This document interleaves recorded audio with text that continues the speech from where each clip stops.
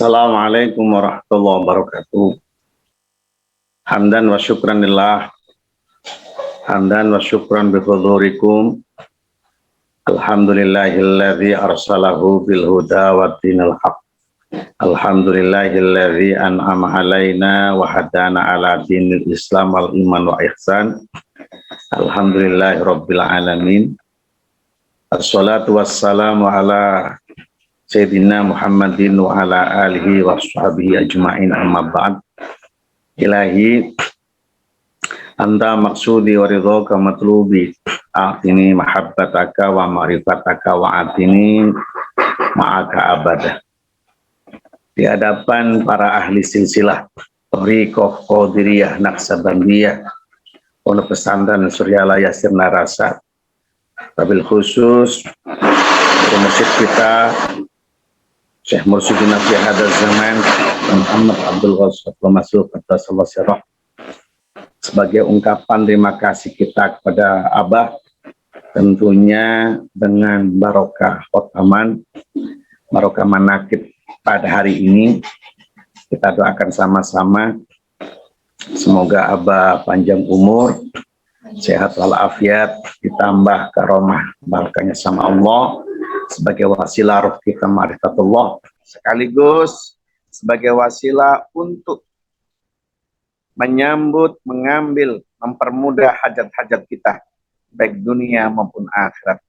Dengan barokah manaqib, barokah guru mursyid, Allah ridho mengabulkan segala hajat kita baik dunia maupun akhirat. Al-Fatihah. A'udzu billahi minasyaitonir rajim. Bismillahirrahmanirrahim. Alhamdulillahi rabbil alamin arrahmanir rahim maliki yaumiddin. Iyyaka na'budu wa iyyaka nasta'in ihdinas siratal mustaqim. Siratal ladzina an'amta 'alaihim ghairil maghdubi 'alaihim waladdallin.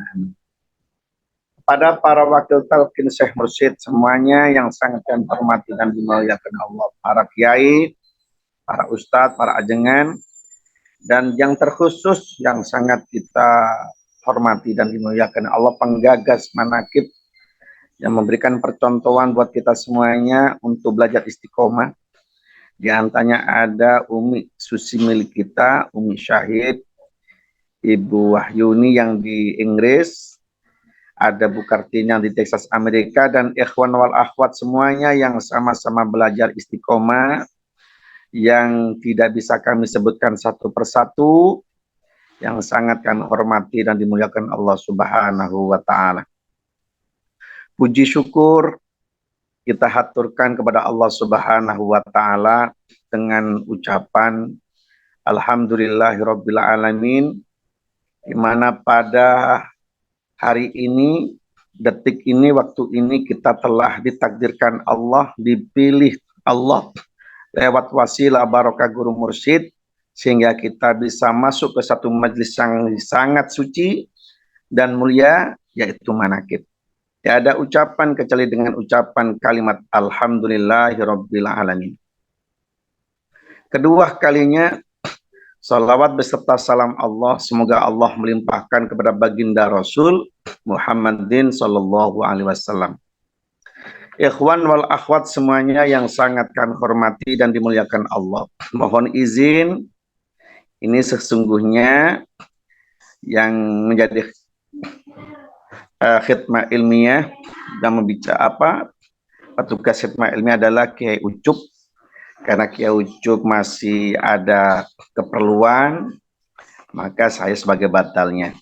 Mohon maaf, ini saya di bulan Ramadan saya mau bikin wajah baru, yaitu wajahnya pakai kumis dan jenggot.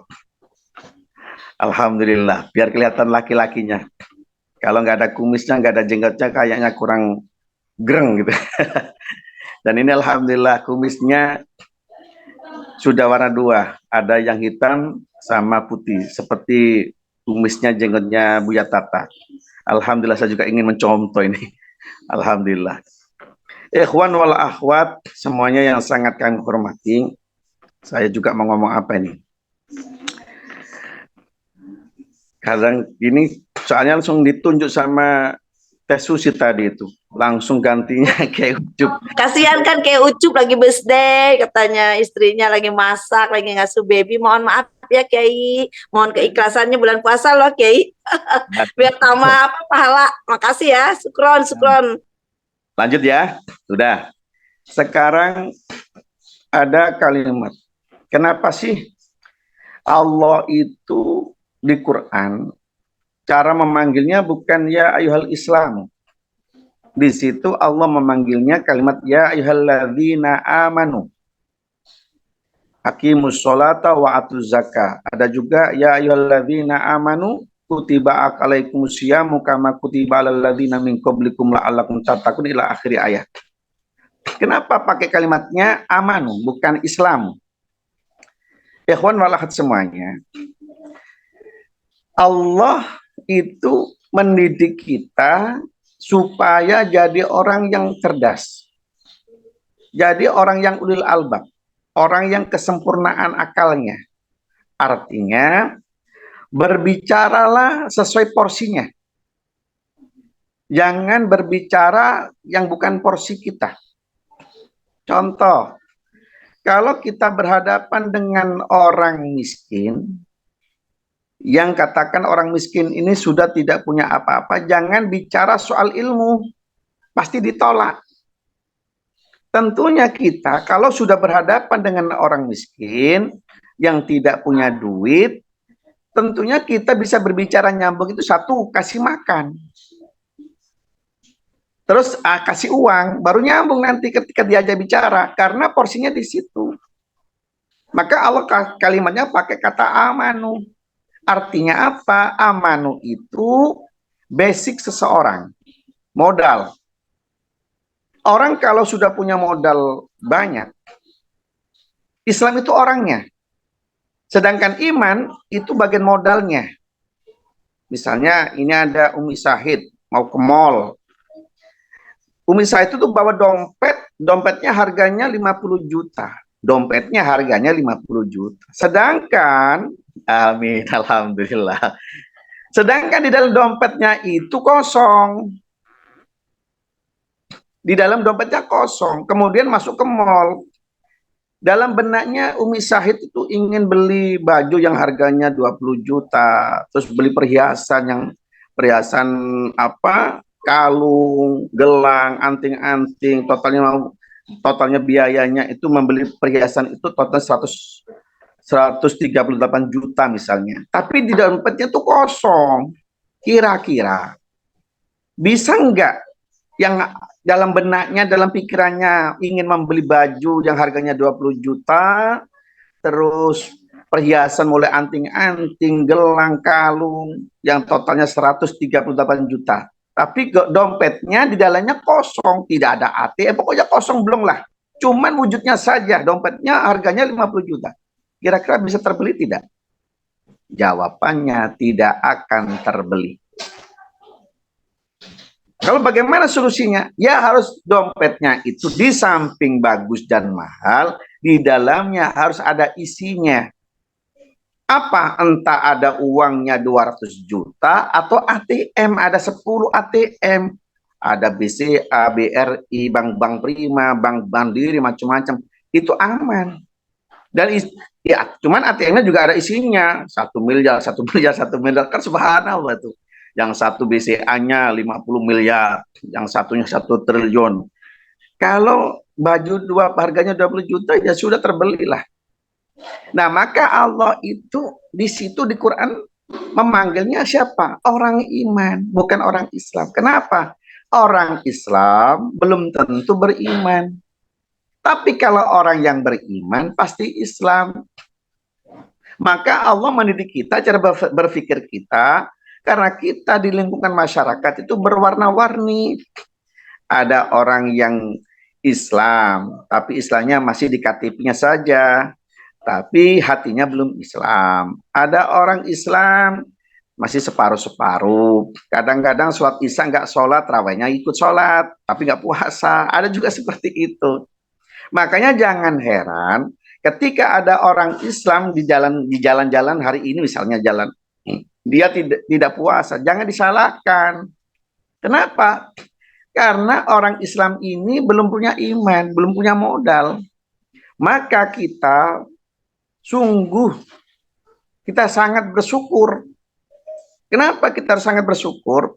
Karena kita sama guru mursyid, orang yang sudah ketemu guru mursyid, apalagi yang orang yang sudah ketemu guru mursyid dan mau menjadi muridnya, dan mau ditata di bimbing guru mursyid, dan mau menjalankan amaliyah yang diajarkan guru mursyid, dengan kalimat ditalkinkan 2 zikir, 1 zikir jahar dan zikir khafi, yang jahar la ilaha illallah untuk menguatkan iman, jika itu diamalkan dengan maksimal, minimal sedikitnya 165, jangan kurang, lebih banyak lebih baik, pasti si orang Islam tadi yang awalnya ingin berjumpa dengan guru mursyid, yang kedua ingin dibimbing sebagai jadi muridnya dan mengakui abang gurunya dan istiqomah menjalankannya, pasti punya keimanan.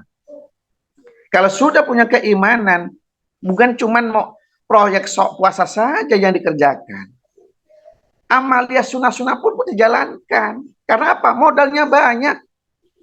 Mohon maaf ini ya, kita tidak menyalahkan ajaran orang lain, cuman studi banding manfaatnya apa sih bertoriko itu, kan gitu.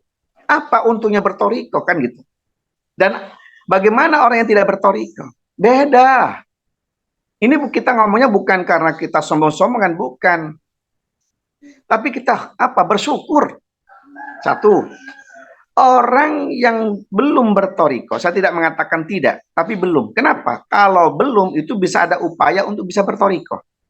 Semoga saja dengan mendengarkan khidmat ilmiah ini bisa ada pencerahan, pemahaman.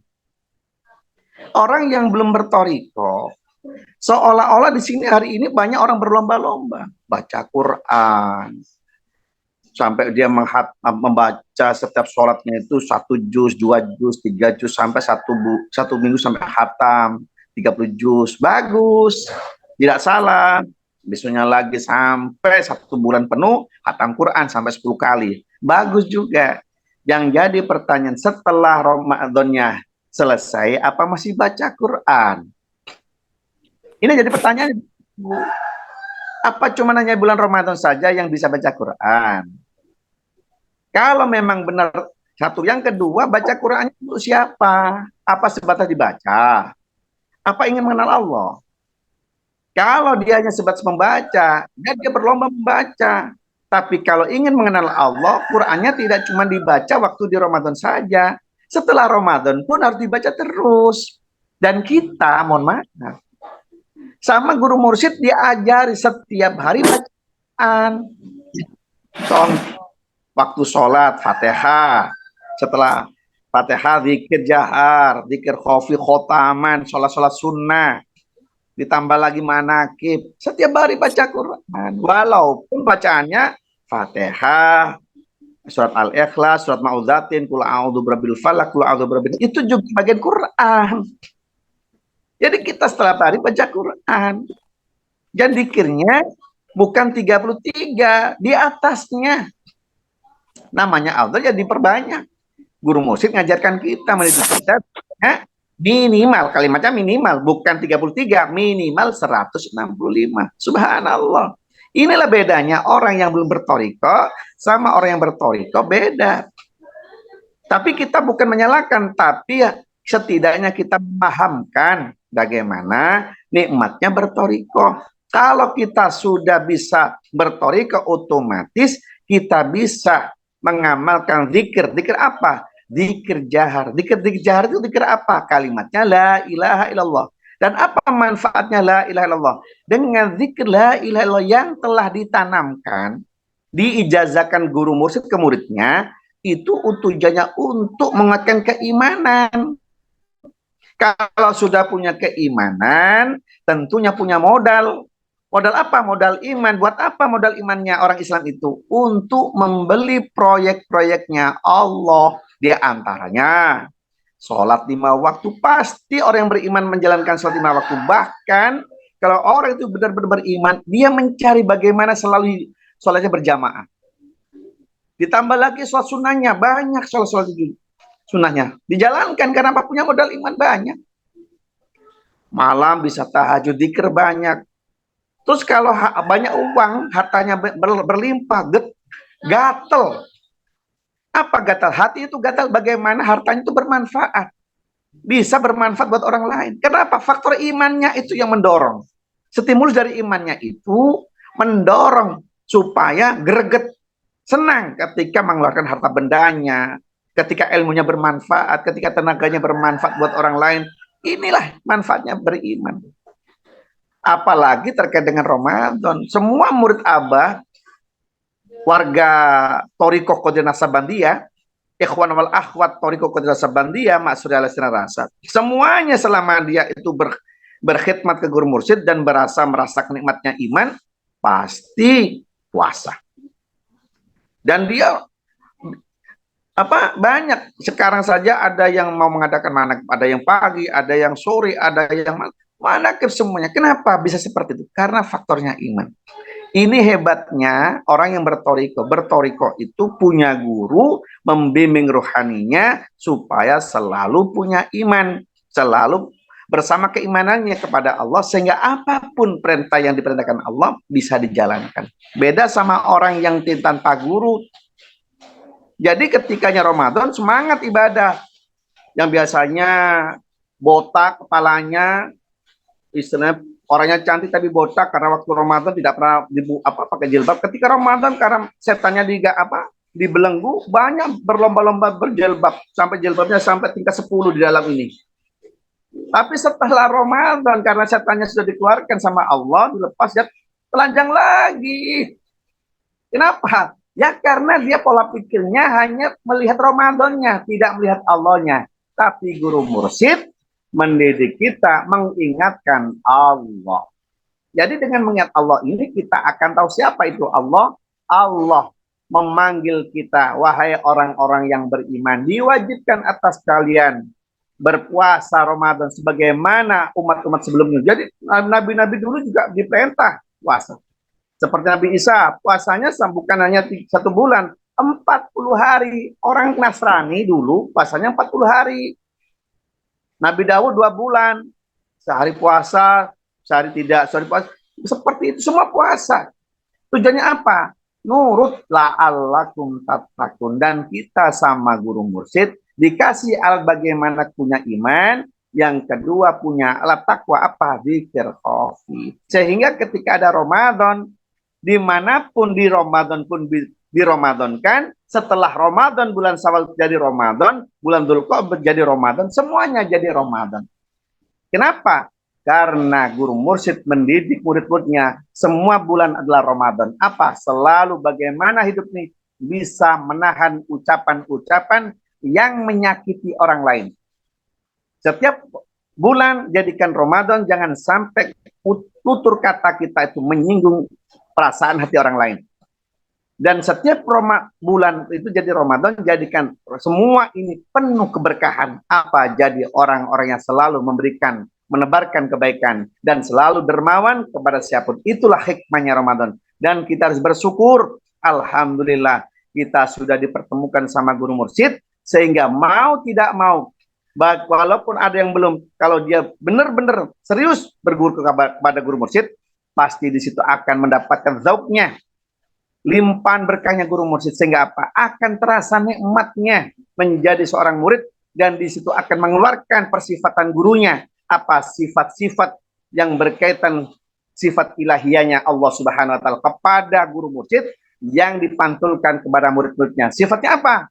Allah itu punya sifat Rahman Rahim, bersama dengan persifatan guru mursyid akan memantulkan kepada murid-muridnya. Maka murid-murid yang mau selalu membidik gurunya pasti akan menetes persifatan-persifatan ilahiyah yang menempel pada persifatan guru mursyid. Itu saja yang dapat kami sampaikan, kurang lebihnya mohon maaf. Semoga kita termasuk murid Abah yang diakui muridnya menjadi murid yang jadi. Terima kasih, mohon maaf. Assalamualaikum warahmatullahi wabarakatuh.